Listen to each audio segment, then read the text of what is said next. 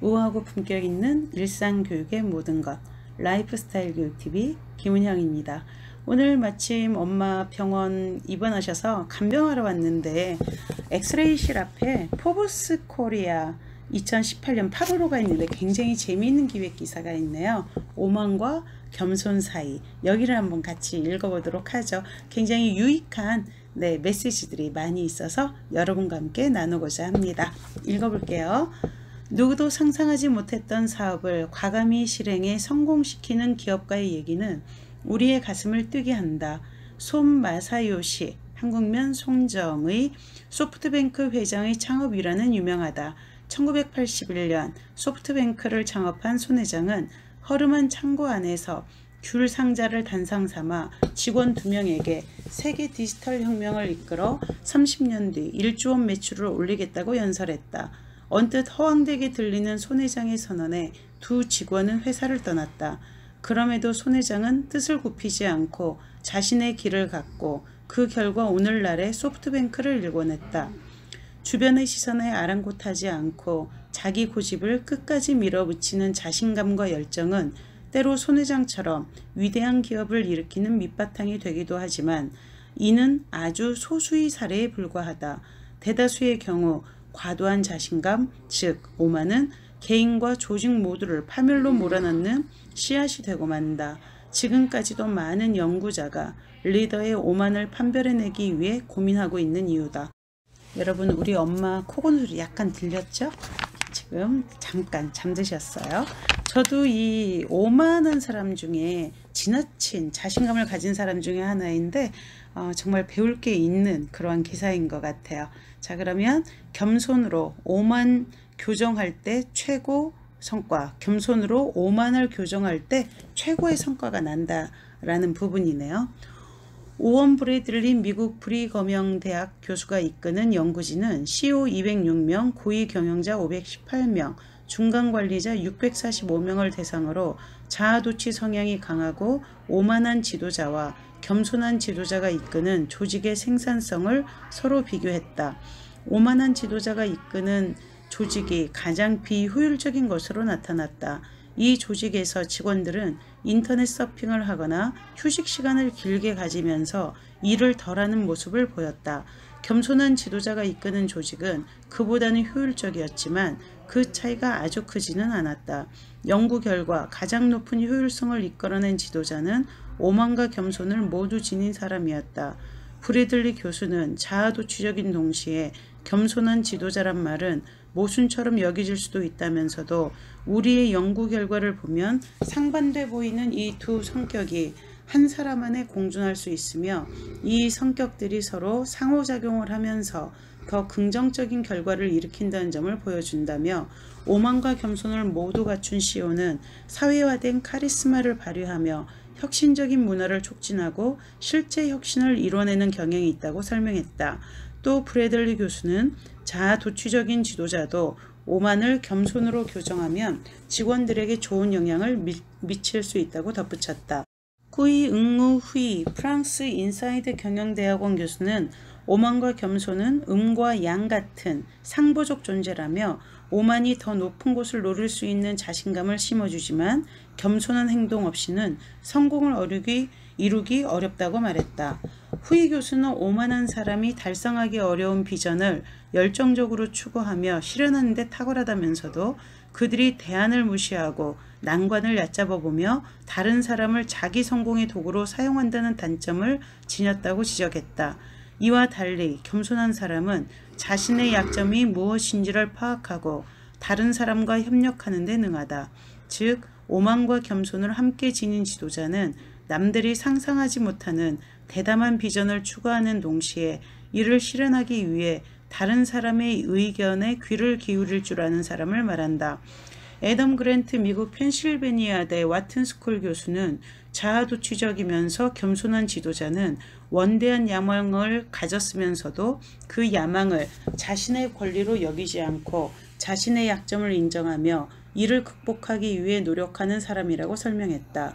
그랜트는 오만을 교정하기 위해 필요한 겸손을 3가지로 분류했다. 첫째는 아이디어에 대한 겸손이다. 자기 아이디어의 단점을 인정하고 대화로 해결책을 모색하려는 자세다. 둘째는 성과에 대한 겸손이다. 우리가 때로는 실수를 저지르고 목표에 도달하지 못할 수도 있다는 사실을 받아들이는 것을 말한다. 셋째는 문화에 대한 겸손이다. 많은 기업이 자사의 문화에 맞는 사람을 뽑으려 하지만 그랜트는 이런 경향이 오만의 표현일 수 있다고 지적했다. 그랜트는 자사의 기업 문화가 이미 완벽하니까 이 문화를 존속시킬 사람만 뽑으면 된다는 전제가 깔려있는 것이라며 기업 문화에 맞는 사람만 뽑으면 결국 회사에 비슷한 사람만 모이게 되고 다양성이 사라진다고 설명했다. 우리가 혼자 하는 것보다 이렇게 협업하는 게 더 중요하고 정말 다양한 생각들이 모이는 게 시너지 효과를 훨씬 더 많이 낸다라는 것이 어느 곳에나 다 적용이 되어지고 있는 것 같아요. 그랜트는 또 자아도취적인 사람과 함께 일한다면 그 사람의 자신감을 꺾으려고 하지 말고 겸손으로 이를 보정해 주기만 하면 된다며 다음과 같이 말했다. 한 차례 애플에서 쫓겨났다가 복귀해 큰 성공을 이뤄낸 스티브 잡스가 그런 사례다. 쫓겨나기 전에 잡스는 오만하기만 했지만 복귀한 잡스는 전보다 겸손해져 있었다. 나는 위대한 일을 실현할 수 있지만 그 목적을 달성하려면 배워야 할 것들이 있다고 생각했던 그때의 잡스가 바로 오만과 겸손을 겸비한 지도자였다고 말했다. 2011년 나는 권력자가 겪게 되는 성격 변화의 위험을 알리고자 다이달로스 신탁이라는 위탁자선 단체를 설립했다. 각계각층에서 나타나는 개인 혹은 집단의 오만과 이 오만이 의사결정을 방해하는 문제를 파헤치기 위해서였다. 자, 엄마 코 고는 소리 때문에 다시 병원 휴게실로 나왔거든요. 여기도 소음이 만만치 않아요. 그래서 이제 여러분들은 선택을 하셔야 돼요. 더 들을까? 그만 들을까? 네. 하지만 같이 하시는 분들은 더 재미있을 거예요. 고립 속에 커가는 오만. 오만은 정치, 군사, 기업 경영을 막론한 모든 분야에서 리더가 경험하는 산업재해다. 이게 정말 놀랍죠? 오만을 산업재해로 보고 있어요. 리더가 된 후 다른 사람으로부터 고립되어 독단을 부릴수록 오만은 무럭무럭 커간다. 리더의 자리에 올라 권력을 손에 쥐는 경험 자체가 권력자의 특정 행동 방식을 부추기고 이는 표면적으로 가장 약하게는 성격 변화 증상으로 나타난다. 권력이 인간의 정신건강을 변화시킨 사례는 지난 수세기 동안 차고 넘친다. 버틀런드 러셀은 권력과 일탈행동의 인과관계를 권력도취라고 표현했으며 케인스는 야성적 충동이라고 했다. 일부 권력자가 드러내는 오만한 행동은 특정 패턴을 가지고 있기 때문에 징후와 증상이 함께 나타나는 증후군으로 분류할 근거가 충분하다. 그래서 나는 이를 오만 증후군이라 명명했다. 오만 증후군을 가진 사람이라도 사회생활에서는 지극히 정상적으로 보일 수 있기에 진단은 쉽지 않다. 아직 초기일 때는 최측근조차 변화의 조짐을 알아채지 못할 수 있다. 오만 증후군의 행동 방식이 권력자가 속한 환경에 따라 결정된다는 외생적 요인을 내세우는 정신의학파가 있다. 그러나 외부 요인뿐 아니라 권력자의 내면에서 시작된 변화가 축적되어 증후군으로 발전함을 보여주는 사례도 많다. 오만 증후군을 구성하는 내면적 요소도 존재하는 것이다. 증상 정의. 2009년 나는 듀크 대학 정신과 의사 조너선 데이비슨과 공동 저술한 논문 오만 증후군은 후천적 인격장애인가에서 오만 증후군을 신경생물학적 관점에서 분석했다. 우리가 찾아낸 14개 기준 증상 중 3개를 만족시키고 여기에 오만 증후군의 대표적 5대 특성 중 하나가 포함된다면 오만 증후군으로 진단해야 한다.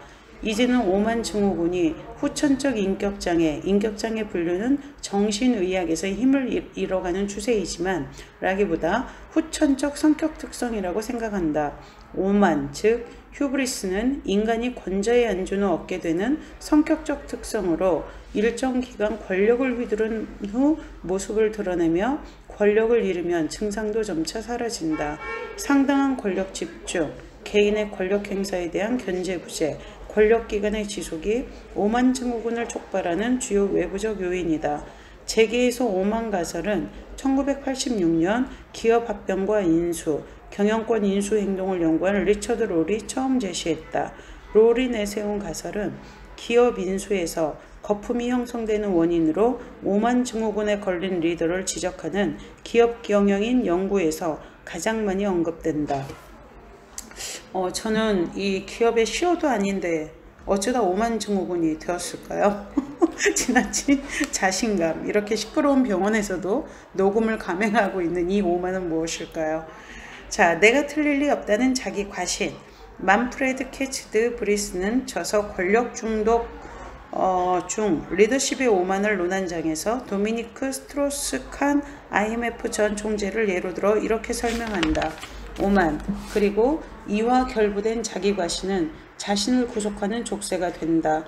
오만 증후군에 걸리는 리더는 윤리적 자문을 구하거나 제대로 된 판단을 내리기 위해 타인의 도움을 받을 기회를 철저히 무시한다. 그들은 그렇게 자기 무덤을 스스로 파버린다. 자부심과 자기애, 자기 착각, 비판에 대한 거부감이 합쳐져 탄생한 오만이 기업이나 기관 혹은 집단의 문화에 침투하면 우리가 제일 잘한다는 확신이 퍼지며 온갖 오류와 실수를 저지른다. 오만 증후군에 단단히 걸린 사람이 주변인의 삶에 미친 영향이 제법 크기에 이 오만이란 존재가 무엇인지 확실히 알아둘 필요가 있다. 주요 리스크 사건을 연구한 카스 경영대학원 보고서 파멸로 향한 길에 기업의 각종 잠재 리스크가 포괄적으로 설명되어 있다. 보고서에서 분류한 잠재 리스크 카테고리를 보면 전부 이사회나 이사진의 실패에서 비롯된 걸 알 수 있다. 보고서는 이를 해결하기 위해 거버넌스 개선과 리스크 전문가의 역할 확대를 추천한다. 보고서 저자 중 한 명이었던 앤소니 피츠시먼스가 최근 출간한 책 평판 리스크 재고찰, 기업을 망치는 리스크를 관리하는 법에는 개별 인간 및 집단의 행동 양식을 결정하는 근본 원인이 무엇인지 나와 있다. 향후 우리가 더 많은 관심을 쏟아야 할 분야다. 앤드루 베일리도 영국 금융감독원장으로 취임하기 전인 2016년 5월 시티그룹의 기업 문화를 개선할 필요가 있다고 말하면서 오만을 기업 리스크 목록에 포함해야 한다고 주장했다. 성공한 CEO가 되려면 2009년 5월 뉴욕타임스 기고문에서 데이비드 브룩스는 현명한 사회이사라면 겸손하고 소심할 정도로 신중하며 끈질기고 약간은 1차원적 기질이 있어서 그다지 흥미롭지 않은 CEO가 사실은 성공 가능성이 가장 높다는 걸 알아야 한다고 주장했다. 그러나 시장은 점진적 효율성 증대를 위해 가차없는 결단력을 보이며 남의 말을 듣는 유연성을 희생해서라도 단호함을 보이는 CEO를 더 원하는 것처럼 보인다. 브룩스는 스티븐 카플란 등이 집필한 CEO 주요 특성과 역량을 인용해 성공과 가장 상관관계가 높은 특성으로 세부 내용에 대한 관심, 끈기, 효율성, 철저한 분석력, 장시간 근무 능력을 꼽으며 명성과 인정, 보상금에 매몰되는 걸 경계해야 한다고 주장했다. CEO가 이사회 의장직을 겸하는 미국 기업 문화는 미국 기업의 거버넌스에만 적용된다. 미국에서는 그 역할을 구분하는 것이 더 바람직하다. 존 브라운 BP CEO의 임기 연장을 피터 서덜랜드가 반대할 수 있었던 것도 그 덕분이다. 리더십의 경계. 우리는 무소불위의 권력을 경계하기 위해 한계선을 잘 설정해야 한다. 동시에 이사회 구성원의 임명과 교육, 평가를 개선하고 오만 징후를 보이는 경영진에게는 지도와 카운슬링을 지원해야 한다. 이를 위해서는 멘토나 신뢰할 수 있는 고문, 중심을 잃지 않도록 방향을 잘 잡아주는 사람의 역할이 중요하다. 이들은 훈련을 시키는 코치와 다르다. 기업 혹은 기관 외부에서 온 독립적 존재, 리더를 향해 거울을 비춰주고 그 거울에 비친 모습을 좀 더 객관적으로 보도록 도와주는 사람들이다. 네, 코치와 이러한 거울 역할을 하는 것은 완전 다르죠. 오만 증후군에 걸린 리더와 문화를 잡아내고 이 증상이 전염되지 않도록 통제하는 건 보통 힘든 일이 아니다. 조직에 큰 피해를 안겨줄 의사결정을 맡고 싶다면 동등한 위치에 있는 제3자가 의사결정을 검토하는 비공식적 시스템을 구축하는 것이 모두를 위해 좋다. 다이달로스 기관 자문그룹에 속한 서리 경영대학원의 유진 세들러 스미스 교수와 그레이엄 로빈슨 교수는 다양한 분야의 고위급 전문가 네트워크와 협업해 휴브리스 프로젝트를 진행 중이다. 프로젝트를 통해 경영진을 위한 3개 툴을 개발하고 기업 경영에서 오만을 감소시키는 여러 제언을 발표하고 있다.